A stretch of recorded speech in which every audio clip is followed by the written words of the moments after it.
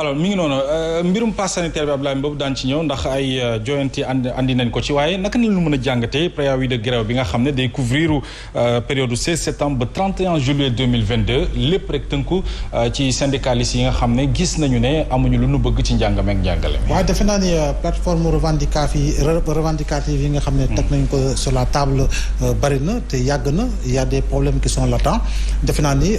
vacances yi nii yàgg naa ko wax toujours bu ñu jëlee vacances dañ ko war a def période sabbatique pour mën di waxtaan si li nga xam ne moo di point de désaccord yi pour mën a trouver ay solutions structurantes ba nga xam ne effectivement lépp li nga xam ne mooy naqaru syndicat yi joriñ bi yore jàng bi dina si mën a andi ay saafara laata sax ñuy wax ubbi tëb école waaye tey ubbi tey gerew tey mooy ubbi tey créer ay élèves yu ñu laaru tey def naa ne war nañ ko éviter parce que tam les grèves dans le système éducatif sont tellement cycliques à telle enseigne que on se pose des questions que dëgg-dëgg kan moo fan la dëgg bi féete mais li mën a am ba am moo di enseignants yi ñoom plateforme revendicative yi ñu teg yëpp xam nañ ko mais nañu def très attention surtout que soulever waat nañu beneen problème laal li nga xam ne moo di vaccination bi xam naa ne daam moom daa ragal piqûre rek waaye defe naa ne amagul li nga xam ne moo di par force da nga war a vacciner wu dañu ne rek vacciner bi ñaax ko defe naa ne lettre circulaire bi ku ko lire di nga comprendre effectivement sens de la communication. alors Hadj Mansour ubbi tey jàng tey moom dàqu na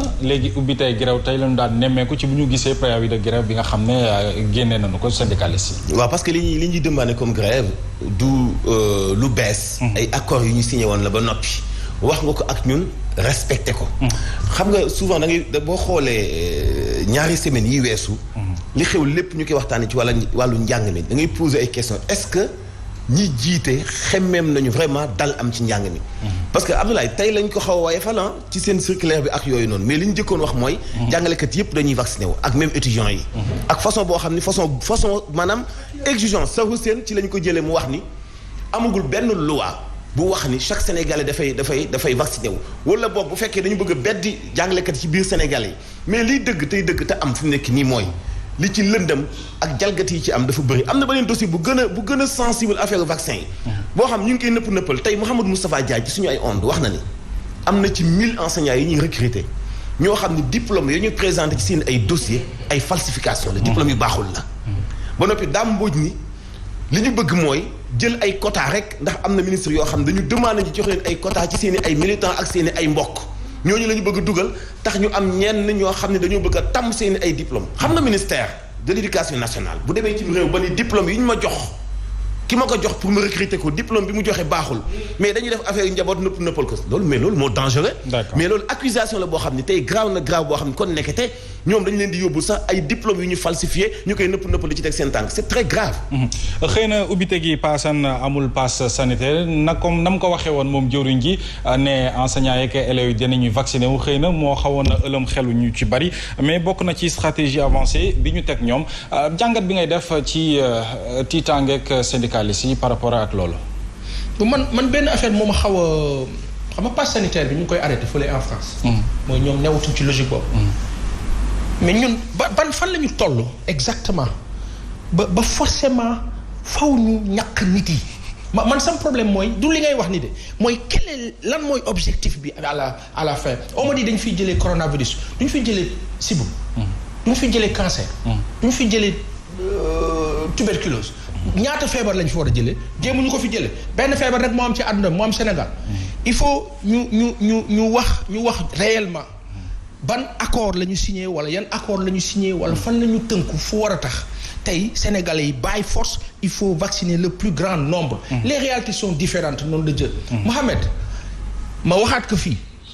jàngalekat yi fi ñu toll ak ci li ñu nekk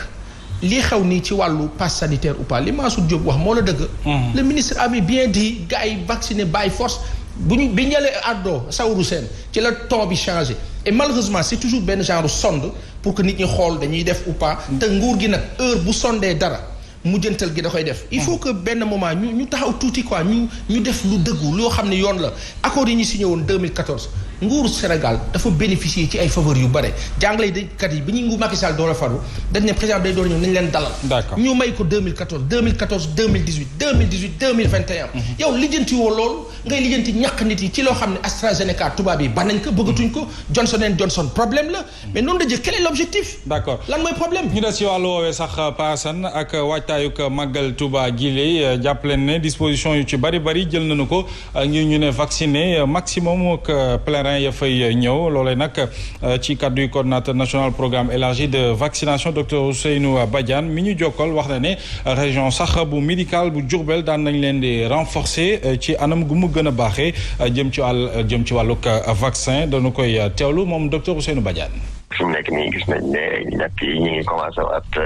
di gën a yokk fi mu nekk nii. ñu ngi waajal màggal est-ce que am ngeen dispositif particulier bu ngeen nar a tëral ci màggal bi pour vacciner le maximum de personnes. ñu ngi liggéey ak waa région médicale de Diourbel ñoom ñu ngi defar seen plan ba nga xam ne dinañ yokk li mu ñàkk yi nga xam ne moom lañ leen di jox pour que ñu mën a ñàkk li ëpp ci askan yi nga xam ne bëgg nañoo ñàkk ci période màggal bi. ñaata nit ngeen fas yéene vacciner. suñu mébét daal mooy képp koo xam ne ci période màggal bëgg ngaa ñàkk nga mën a ñàkk loolu tamit ñu ngi dépendre aussi ci ñàkk yi nga xam ne nii moom moo fa nekk Sinopharm bi am na Johnson bi am na AstraZeneca bi am.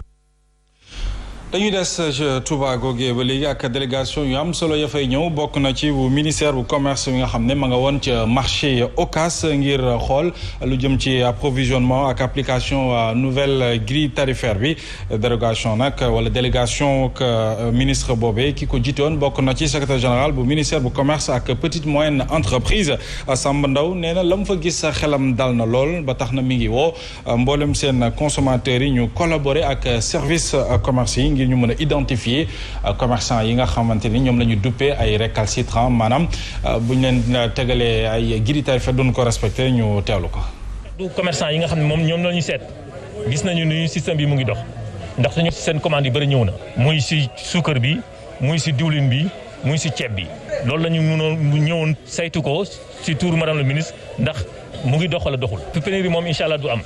njëgi tamit dina jàppandi ndaxte nguur gi am na lu mu ci def ci ay saafara yi mooy lan mooy jël nañ benn arrêté bu bees pour fixer njëg yooyu waaye jëfandikuwaay bu nekk yow tamit da nga xam ne njëg yi yow lañ ko defal boo ko gisee ni loo xam ne jaaduwul ci njëg bi da nga war a saisir service bi nga xam ne moom mooy service commerce bu nekk sa gox pour que mu ñëw mu taxaw ci mbir moom donc ku nekk da nga xam ne yow yaa sa contrôleur bopp service du commerce nag dina ñëw jàppale la ci lo kaw loolu. ñu des ca Touba ba léegi ak tukkib nemmeeku bu directeur général bu port autonome de Dakar Ababacar Sadikh Bèye moom nag ci noone pëtaxlu na ci wax ne dinañ